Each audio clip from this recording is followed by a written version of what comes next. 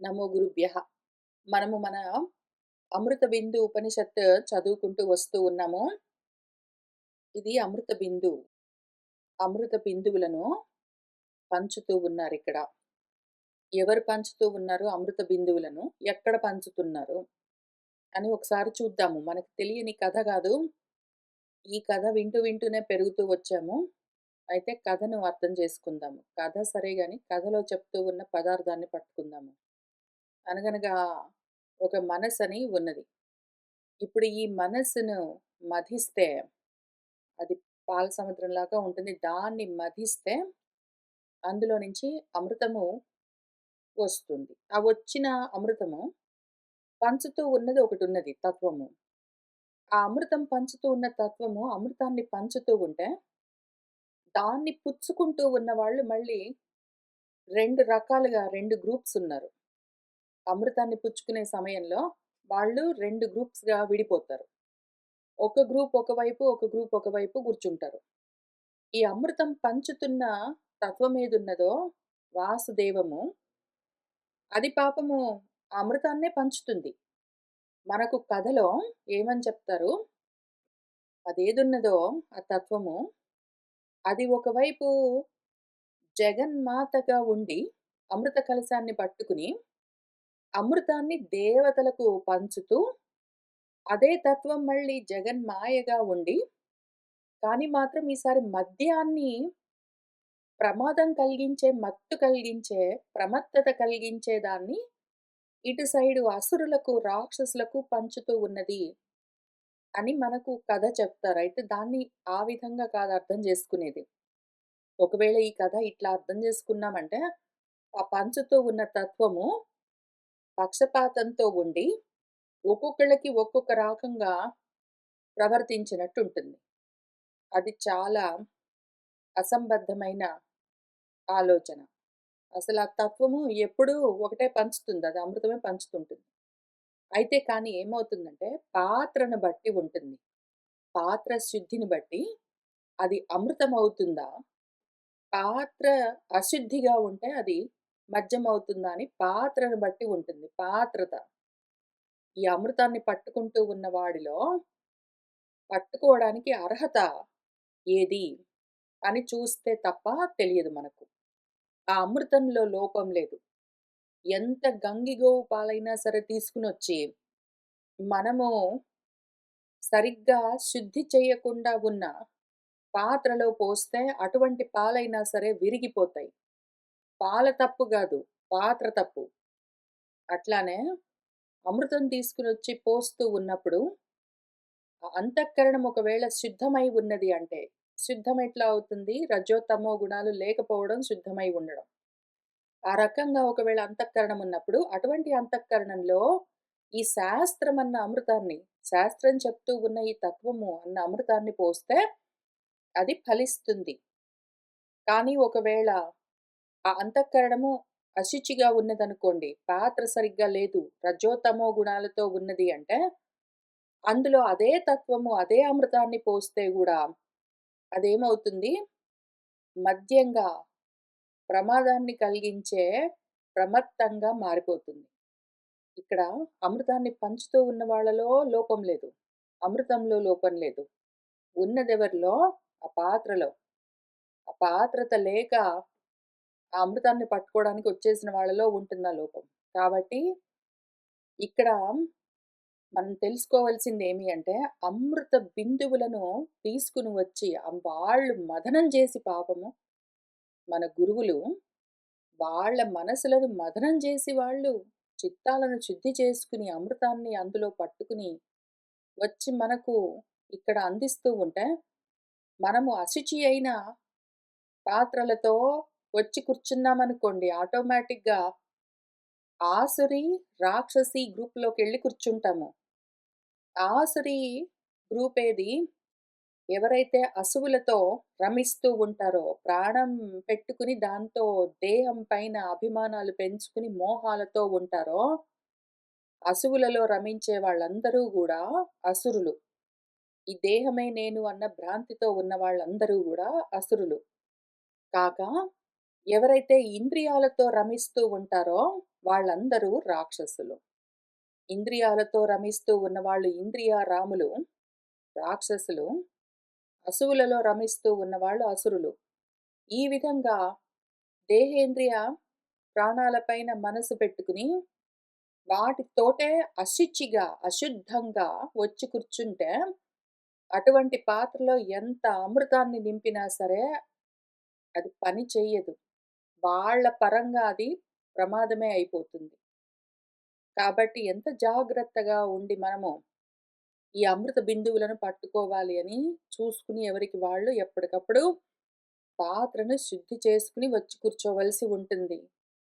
ప్రపంచపరమైన విషయాలన్నీ పట్టుకునొచ్చి వాటితో పాటే ఇక్కడ కూర్చుని అదే మనసు నిండా ప్రపంచ విషయాలే ఉంటాయి. రాళ్ళుంటాయి, రప్పలుంటాయి, మట్టి ఉంటుంది, గడ్డి ఉంటుంది, కంపలు ఉంటాయి.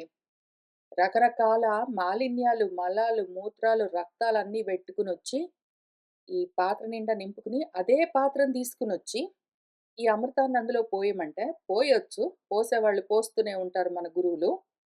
కానీ అది పని చేయదు. ఎందుకు పని చేయదు? ఇంతే అమృతాన్ని ఒక రోజు నుంచి వింటున్నారా? 2 రోజులా? 3 రోజులా? 2 ఏళ్ళా? 4 ఏళ్ళా? ఎన్నాళ్ళ నుంచి విన్నా గూడా ఏమాత్రము పని చెయ్యట్లేదు ఎందుకీ అమృతము అంటే, పాత్ర అశుద్ధంగా ఉన్నది, పాత్ర అశుచిగా ఉన్నది, పాత్రత లేదు గాబట్టి అని తెలుసుకుని జాగ్రత్త పడితే, పాత్ర శుద్ధి చేసుకొనొచ్చి, చిత్తశుద్ధి చేసుకో అని ఎందుకు చెప్తారు? పాత్ర శుద్ధి లేకపోతే అమృతం పట్టుబడదు. పని చేయదు. చెడిపోతుంది అమృతం గూడా. ఇటువంటి పాత్రల్లో బడి. కాబట్టి ఆ అమృత బిందువులు మన గురువులు మనకు మళ్ళీ పంచుతూ ఉన్నారు. చూస్తూ వెళ్దాము. పోయిన వారం ఇక్కడ 15, 16, 17లో మూడిట్లో శబ్ద బ్రహ్మం గురించి మాట్లాడుతూ ఉన్నారు అని చూసుకుంటూ వెళ్ళాము. శబ్ద బ్రహ్మము, శబ్దము 4 విధాలుగా ఉంటుంది అని విచారణ చేద్దామని నిర్ణయించుకున్నాము. ఒకటి శబ్దాలు అంటే మాటలు, వాక్కులన్నీ గూడా. 2 శబ్దాలు అంటే వాక్కులు, వేద వాక్కులు. 3 శబ్దము అంటే ఓంకారం అని ఒకటి ఉన్నది. నాలుగోది శబ్దము అంటే శబ్దము, రూపము, రసము, గంధము మొదలైన మొత్తం పంచ తన్మాత్రలు ఆ గ్రూపు అంతా గూడా.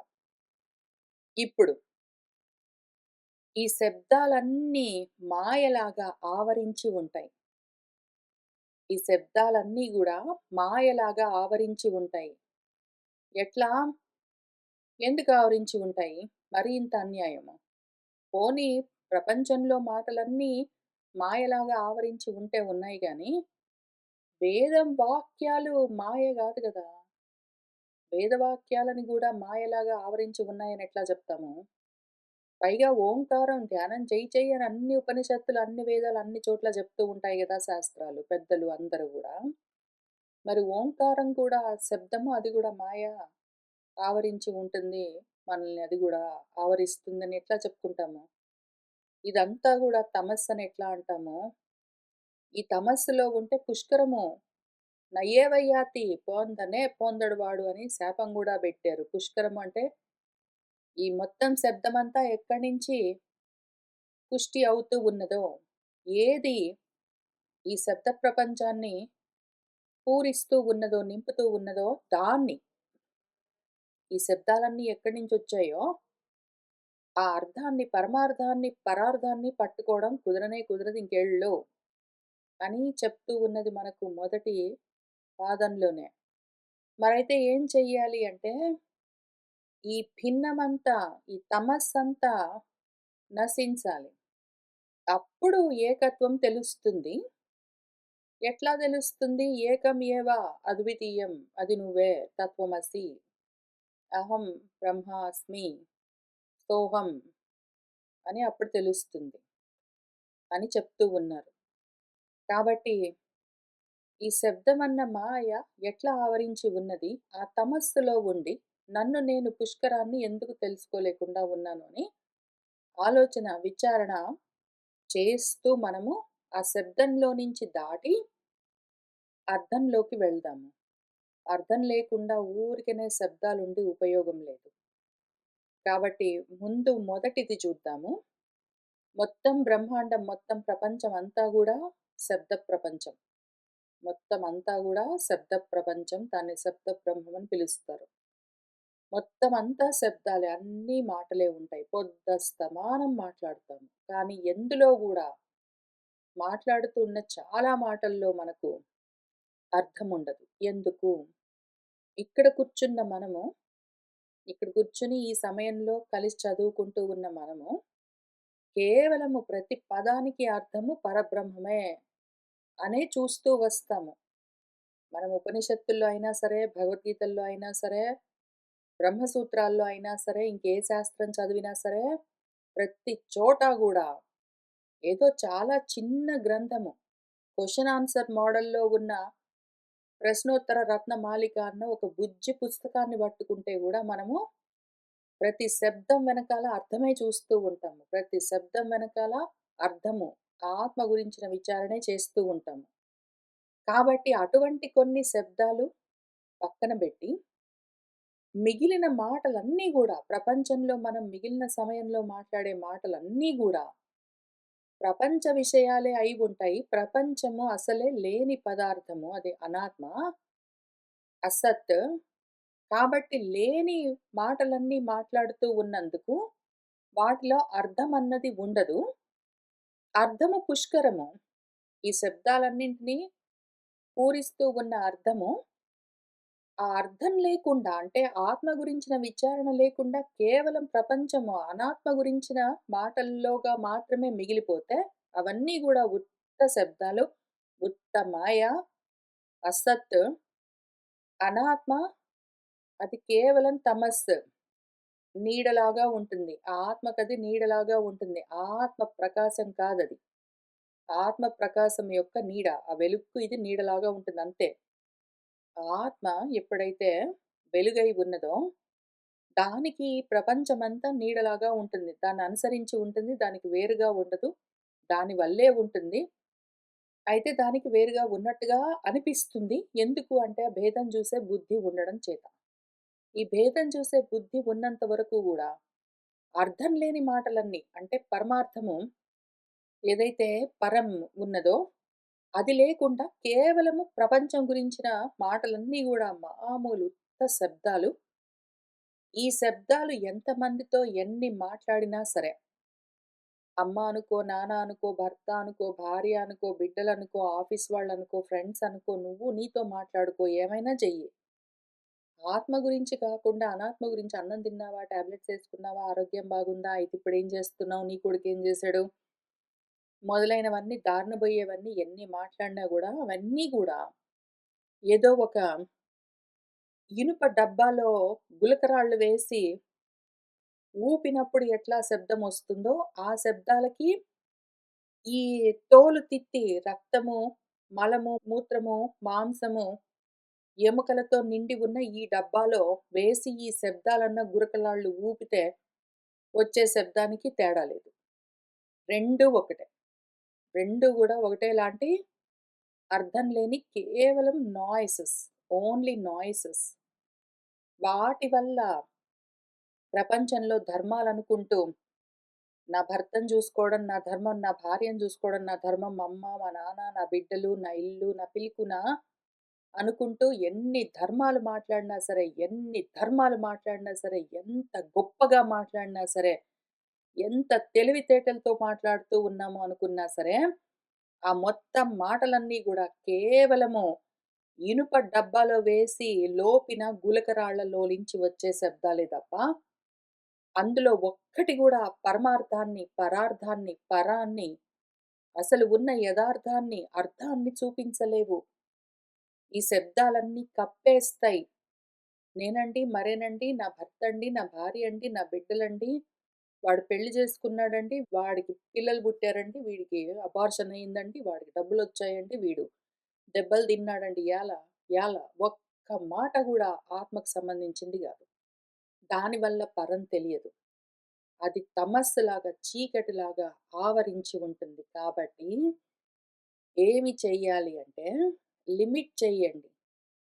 ఇటువంటి ప్రాపంచికమైన మాటలు మాట్లాడడము లిమిట్ చేయండి. ఎంతసేపు ఇటువంటి ఆలోచనలు చేస్తున్నారు? మీతో మీరైనా సరే, ఎవరు లేకపోతే మీతో మీరు మాట్లాడుకోవడం గూడా ప్రపంచం విషయాలు మాట్లాడుతున్నారు, ఆలోచనలు చేస్తున్నారంటే లిమిట్ చేసుకోండి.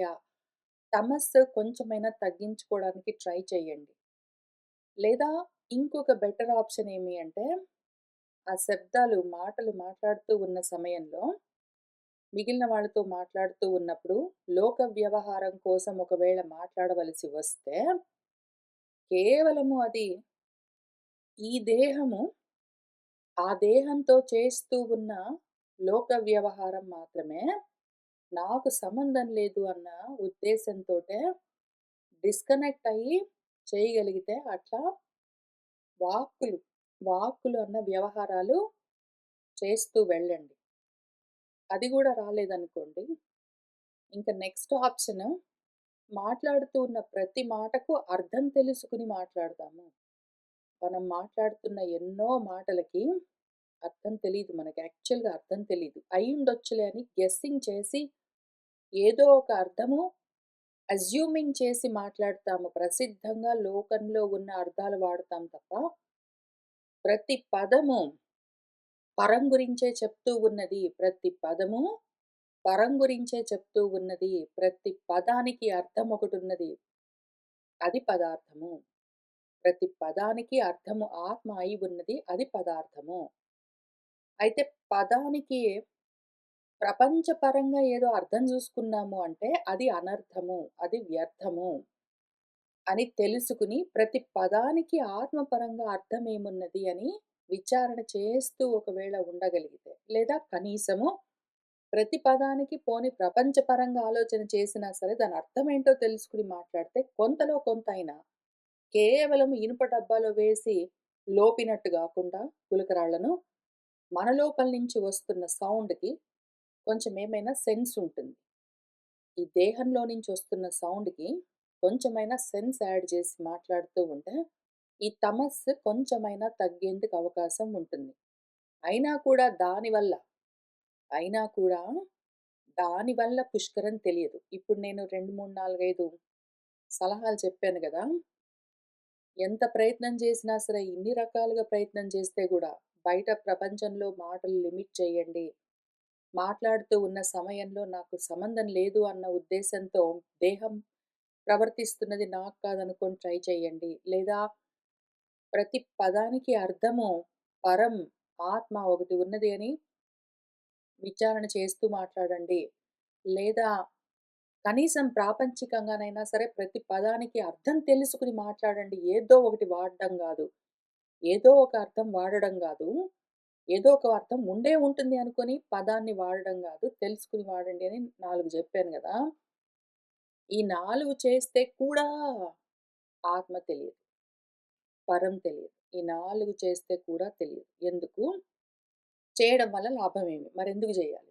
లాభం లేనిది ఆత్మ తెలియనిది ఎందుకు చెప్తున్నావు అంటే, ఇట్లా చేస్తే చిత్తశుద్ధి కలుగుతుంది. చిత్తము శుద్ధమవుతుంది. పాత్రత కలుగుతూ ఉంటుంది. ప్రతి పదానికి అర్థం తెలుసుకొని మాట్లాడుతూ ఉంటే. ప్రతి పదానికి మన శంకర్ల వారు బ్రహ్మసూత్రాల్లో మనకి పనిగట్టుకుని నేర్పిస్తూ ఉన్నట్టు, నువ్వు ఆకాశమను, అణువు అను, అగ్ని అను, ప్రాణమను, ఏది అన్నా సరే ప్రతి దానికి అర్థం పరబ్రహ్మమే అని ఆయన ఎంతగా నేర్పిస్తున్నారో. ఆ రకంగా చేస్తూ చేస్తూ పోతే ఏమవుతుంది అంటే చిత్తము శుద్ధమవుతుంది. మిగిలిన వాళ్ళతో అనాత్మలతో అనాత్మ విషయాలు మాట్లాడడం తగ్గించుకుంటూ పోతే అనాత్మ విషయాలతో సంబంధం తగ్గుతూ ఉంటుంది కాబట్టి పాత్రత ఏర్పడుతూ ఉంటుంది. నాకు సంబంధం లేదు అనుకుని డిస్కనెక్ట్ చేసుకుంటూ ఉంటే వైరాగ్యం కలుగుతుంటుంది కాబట్టి పాత్రత ఏర్పడుతుంది. ఇప్పుడు చెప్పిన 4 సిస్టమ్స్‌తో లాభమేమి అంటే వైరాగ్యం కలుగుతుంటుంది. దాంతో పాత్రత పెరుగుతూ ఉంటుంది. పాత్ర లోపల శుద్ధమవుతూ ఉంటుంది. అమృతాన్ని పట్టుకోవడానికి సిద్ధమవుతూ ఉంటుంది. అయితే కానీ ఇంత మాత్రానికే అర్థం తెలియదు. శబ్దాలతో శబ్దాలు ఎంత శుద్ధి చేసినా సరే, ఇంతవరకు నేను చెప్పిన ఈ 4 మెథడ్స్ తోటి లాభమేమి అంటే, శబ్దాన్ని శుద్ధి చేయడం. మరీ అశుద్ధంగా కేవలం ప్రాపంచికంగా ఉన్న మాటలను శుద్ధి చేయడం ఎట్లా అని చూపించాను. అంత మాత్రానికి పరం తెలియదు. కానీ కనీసము శబ్దాలు శుద్ధి చేసి వాడుతూ ఉంటే కనీసము చిత్తము శుద్ధమవుతూ ఉంటుంది. ఎందుకంటే మాటలు క్లెన్జింగ్ చేస్తూ ఉంటే లోపల అంతఃకరణం క్లెన్స్ అవుతూ ఉంటుంది కాబట్టి. అయితే కానీ అంత మాత్రానికే పరం ఎందుకు తెలియదు అని చెప్తూ ఉన్నాను అంటే, దానివల్ల లాభం ప్రయోజనం ఎంతవరకు? శుద్ధి కలిగేంత వరకు అది హెల్ప్ చేస్తుంది. అయితే పరం ఎట్లా కలుగుతుంది అంటే అర్థం పట్టుకోవాలి మళ్ళీ. శబ్దాలు అర్థాన్ని చెప్పలేవు. వాటికి కుదరదు. కేవలం శబ్దాలు వాటి పాటికి అవి అర్థాన్ని నీకు ఇవ్వలేవు. నేను పెన్ అన్నాననుకోండి, మీ మనసులో పెన్ అన్న ఒక ఆకారము అంటే ఏంటి అన్న అర్థము మీలో ఆల్రెడీ ఉండాలి. ఒకవేళ పెన్ అంటే పలాని వస్తువు అని తెలియకపోతే, నేను ఆ మాట, ఆ శబ్దం అన్నా గూడా మీలో ఆ అర్థం స్ఫురించకపోతే, ఆ శబ్దము పని చెయ్యదింక. కాబట్టి ఆ అర్థము శబ్దాలు కావాలంటే విషయాన్ని ఎక్స్‌ప్లెయిన్ జేయడానికి ట్రై చేస్తాయి. కానీ అర్థాన్ని అవి చూపించలేవు. అర్థం మళ్ళీ మీలోనే కలగాలి. అర్థము మీకే కావాలి. శబ్దాలు ఓన్లీ శబ్దంతో చెప్పడానికి ట్రై చేస్తాయి. కానీ అవి అర్థం చేయించలేవు. వాటి వల్ల గాదు. ఏ శబ్దమైనా సరే చెప్తాయంతే. అర్థం చేసుకోవడం నీ పని.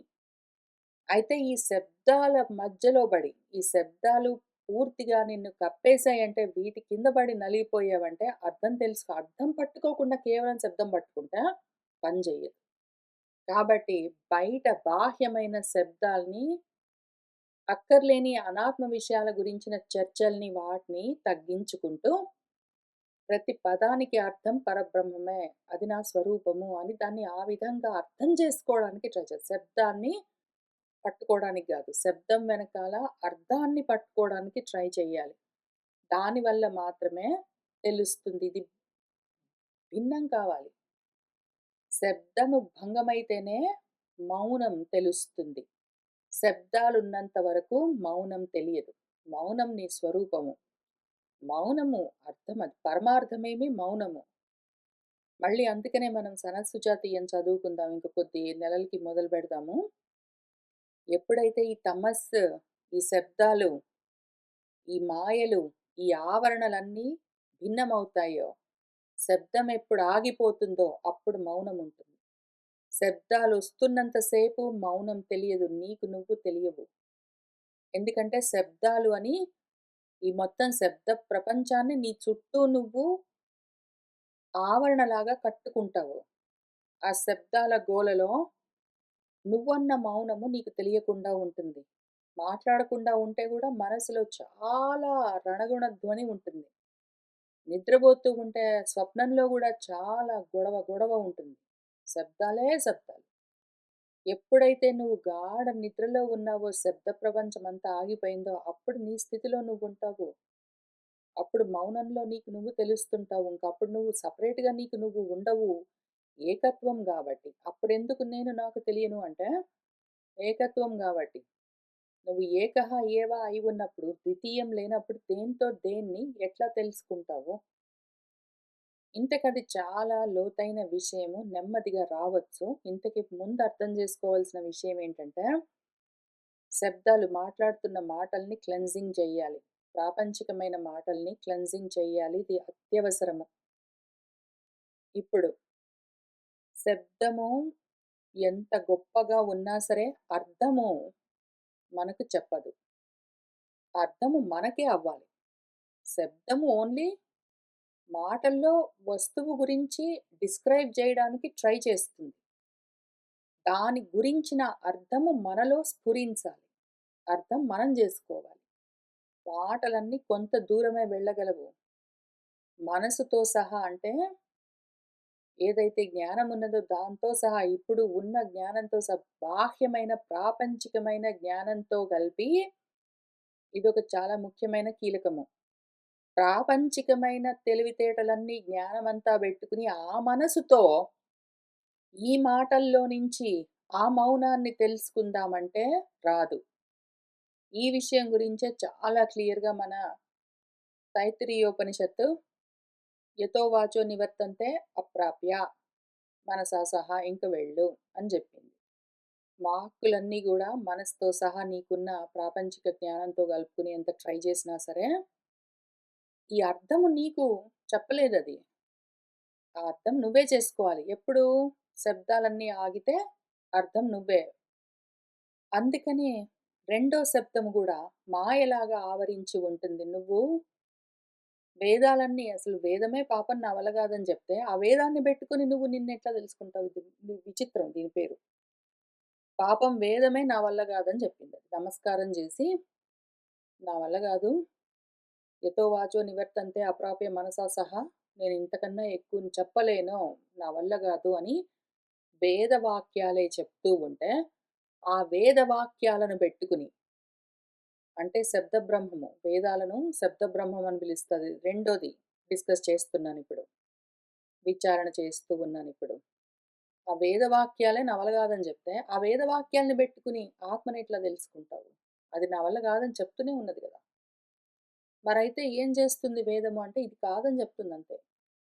ఈ అనాత్మలన్నీ కావు అని చెప్తుందంతే. ఆత్మ ఏదో స్ఫురించేలాగా, నీకర్థమయ్యేలాగా అది చెప్పడం కుదరదు. దానికి మాటలు సరిపోవు. ఎందుకు?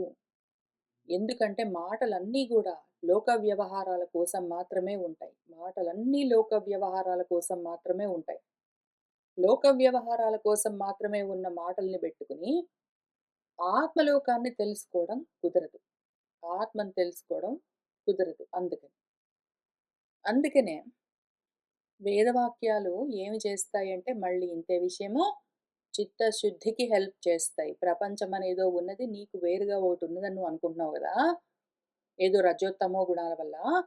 అది లేదు అని నీ పాత్రను శుద్ధి చేయడం వరకు మాత్రం వేదవాక్యాలన్నీ హెల్ప్ చేస్తాయి. మళ్ళీ ఎక్కడైతే వేదాలు కూడా ఆగిపోయాయో వేదవాక్యాలు, ఆ శబ్దమంతా ఆగిపోయిందో, అప్పుడు మళ్ళీ ఆ మౌనంలో నిన్ను నువ్వు విచారణతో తెలుసుకోవాలి. ఇదే విషయం మళ్ళీ మనకు భగవద్గీతలో ఎంత దూరం చెప్తూ వచ్చారు.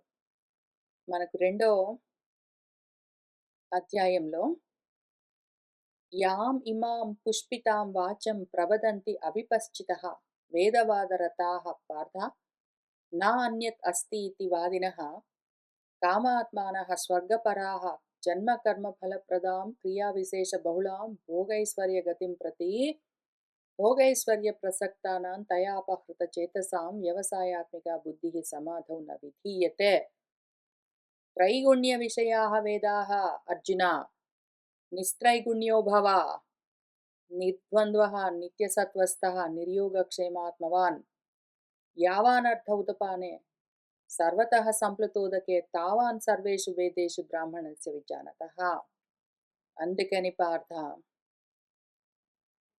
యదా తే మోహకలిలం బుద్ధిః వ్యతితరిష్యతి తదా గంతాసి నిర్వేదం శ్రోతవ్యస్య శృతస్య చ అని చెప్పాడు. నిర్వేదం వేదాన్ని దాటు. వేదాలన్న శబ్దాలు కూడా ఏం చేస్తాయి తెలుసా? పుష్పించిన వాక్కులు, పువ్వుల్లాగా ఉన్న మాటలు. వేదవాక్యాలన్నీ కూడా పూలలాగా ఉంటాయి.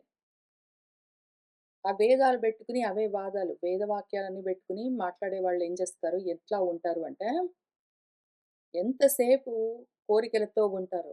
స్వర్గాలు గావాలి, ఏదో ఇహాలు గావాలి, పరాలు గావాలి, ఏదో ఈ పని జేస్తే అదొస్తుంది, ఆ పని జేస్తే ఇదొస్తుందని కర్మల్లో ఉంటారు వాళ్ళు. క్రియా విశేష బహుళమైనవుంటాయి. మొత్తం వేదాలన్నీ గూడా వేదవాక్యాలు విశేషమైన కర్మలు చెప్తూ ఉంటుంది. ఈ కర్మ చేస్తే అదొస్తుంది, అది చేస్తే ఇదొస్తుందని కర్మోపాసనలే. కర్మలు, ఉపాసనలు నేర్పిస్తూ ఉంటుందది.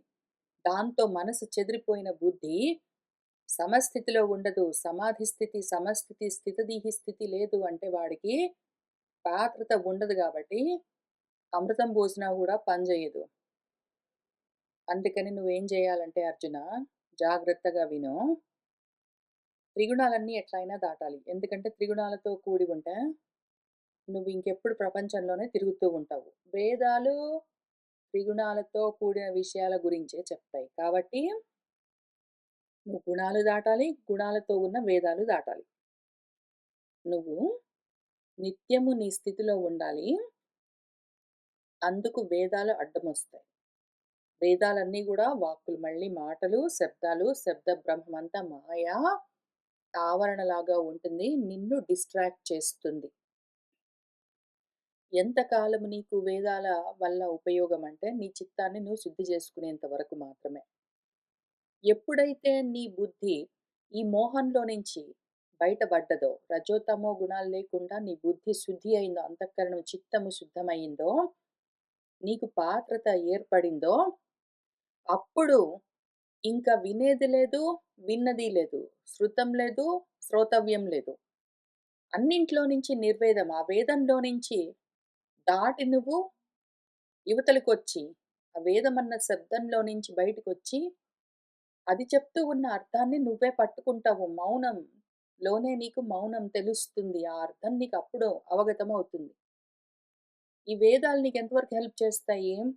నీ బుద్ధి బాగా మోహంతో నిండి ఉన్నంత వరకు కర్మలిట్లా జేశావనుకో, అప్పుడేం జరుగుతుందంటే నీకు గొప్ప లోకాలొస్తాయి అని చెప్తూ, కామ్య కర్మలవన్నీ వద్దు. నువ్వు కేవలము నిష్కామంగా భగవదర్పణంగా చేస్తూ పోయావనుకో అని చెప్తూ వస్తుంది. అది ఫస్ట్ ఏం చెప్తుంది వేదము, చాలా ప్లానింగ్ అంతా చేసి ఫస్ట్ అనువాదం చేస్తుంది. నీకేమిష్టమో వాటి గురించి ముందు మాట్లాడుతుంది. కామ్యకర్మలన్నీ మాట్లాడుతుంది. ఇష్టాలంటుంది, పూర్తులంటుంది, ఏంటో అంటుంది. నువ్వు వచ్చి కొంచెం ఇంట్రెస్ట్‌తోటి కూర్చున్నాక, కామ్యకర్మలతోటి లాభం లేదురా, నువ్వేం చెయ్యంటే కామ్యకర్మలు వదిలిపెట్టి, నిష్కామంగా చేసావనుకో ఇంకా గొప్ప లోకాలొస్తాయని చెప్తుంది. నీకు అంతవరకు అలవాటయిందనుకో నిష్కామంగా, ఏ ప్రతిఫలాపేక్ష లేకుండా కర్మలు చేయడం అలవాటయిన తర్వాత, ఇంకా కామక్రోధాలు లేకుండా ఉన్న బుద్ధి, మోహం లేకుండా క్లియర్ అవుతుంది గాబట్టి, ఇంకా తర్వాత నీకు వేదం అవసరం లేదు. నువ్వు వేదం దాటొచ్చు. ఇంక శబ్దాలు పట్టుకొని కూర్చోక్కర్లేదు. నువ్వు శబ్దాలు, వేదాలన్న బుక్స్ ఏవైనా సరే పట్టుకొని కూర్చునేది ఎంతవరకు? ప్రపంచంలోనైనా సరే, బుక్స్ పట్టుకొని కూర్చునేది ఎంతవరకు? ఒక టెక్స్ట్ బుక్ ఉందనుకో, ఆ టెక్స్ట్ బుక్‌ని నువ్వు ఎంతవరకు చదువుతావో, అందులో ఉన్న సబ్జెక్ట్ నీకు అర్థమయ్యేదాకా బుక్ చదువుతావు. ఆ టెక్స్ట్ బుక్‌లో ఉన్న సబ్జెక్ట్ మ్యాటర్ నీకు అర్థమైన తర్వాత, నీలో ఆ ఇన్ఫర్మేషన్ వచ్చేసిన తర్వాత, ఇన్ఫర్మేషన్ నీలో కలిగిన తర్వాత, ఇంక బుక్ ఎందుకు పట్టుకొని కూర్చుంటావు? దాన్ని పక్కన పెట్టేస్తావు. దాటుతావు గదా! అట్లానే ఈ వేదాలన్నీ చేసే హెల్ప్ ఎంత వరకు నీ మోహ కలిలమైన బుద్ధిని శుద్ధి చేయడం వరకే హెల్ప్ చేస్తాయి. ఇట్లా చేశావంటే బుద్ధి శుద్ధి అవుతుందని ముందు అనువాదం చేస్తుంది. తర్వాత అపవాదం చేస్తుంది. తర్వాత ఏంటేంటో చేస్తుంది. చేస్తూ కేవలం బుద్ధి శుద్ధి వరకు హెల్ప్ చేస్తుంది. మధ్య మధ్యలో దానికి అర్థమైనట్టు ప్రాపంచికమైన వ్యవహారాల కోసం మాత్రమే పనిచేసే వాటలే గాబట్టి, వాటినే పట్టుకుని పాపము పరం గురించి చెప్పడానికి ట్రై చేస్తుంది. చెప్తూ గూడా ఇది గాదు, ఇది గాదు, అది గాదు, అది గాదు అని చెప్తుంది తప్ప, ఇది అని ఇదమిద్దంగా అది చూపించలేదు. దానివల్ల గాదు.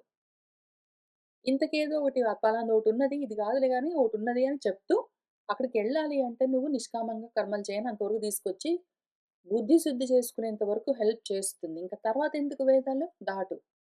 ఇంకా పట్టుకొని కూర్చున్నావంటే ఏమైతావు? ఏమయ్యేది లేదు. తెలీదంతే. నీకు నువ్వు తెలియవు. పుష్కరం నయ్యేవా పొందేకే లేదు అని చెప్తూ ఉన్నారు. కాబట్టి శబ్దము ఎంత గొప్పదైనా సరే, ప్రపంచంలోని ఎంత గొప్ప గొప్ప మాటలైనా సరే, ఎంత ధర్మాలైనా సరే, ఎంత ఘనకార్యాలు సాధించాము, బిడ్డల్ని కన్నాము, పెంచాము, పోటించాము ఏంటో చెప్పినా సరే, అన్నీ గూడా వ్యర్థమే. ఆత్మను చూపించలేవు. పోనీ వేదవాక్యాలు, శబ్దవాంగ్మయము మొత్తం గూడా ఎంతవరకు అంటే దాని ఉపకారము, కేవలము శుద్ధి చేయించేంత వరకు మాత్రమే. ఆ తర్వాత మళ్ళీ అర్థం మనమే చేసుకోవాలి. ఇంక దాని తర్వాత వేదాలు గూడా పక్కన పెట్టి, మనము ఆత్మవిచారణ ఏకాంతంగా చేసుకోవాలి. శబ్దాలు వదిలిపెట్టి మౌనంలో ఉంటేనే మాత్రమే నేను నాకు తెలిసేది. ఇవాల్టికి ఇక్కడికి ఆపుతాను. ఇంకా 2 మిగిలాయి. ఒకటి ఓంకారం ఉన్నది. దాన్ని గూడా ఇట్లానే విచారణ చేద్దాం. అది గూడా శబ్ద బ్రహ్మము.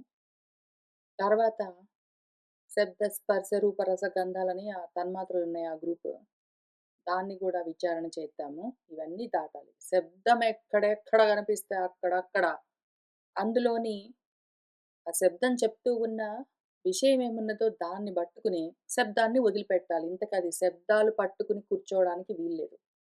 విష్ణు సహస్రనామం పట్టుకుంటాను, లలితా సహస్రనామం పట్టుకుంటాను, భగవద్గీత పట్టుకుంటాను, అమృత బిందు పట్టుకుంటాను, తైత్తరీయోపనిషత్తు, బ్రహ్మసూత్రాలు ఆ వేదము, ఈ ఉపనిషత్తు, ఆ శాస్త్రం, ఈ గ్రంథం ఏవైనా సరే ఎంతవరకు అవి చెప్తూ ఉన్న విషయం మనలో అర్థంగా స్ఫురించేంత వరకు మాత్రమే. ఆ తర్వాత ఇంకెందుకవి? అయినా కూడా పట్టుకొని కూర్చున్నాము అంటే అర్థం కాలేదని అర్థం. అయినా గూడా మనం పట్టుకొని కూర్చున్నామంటే అర్థం కాలేదని అర్థము.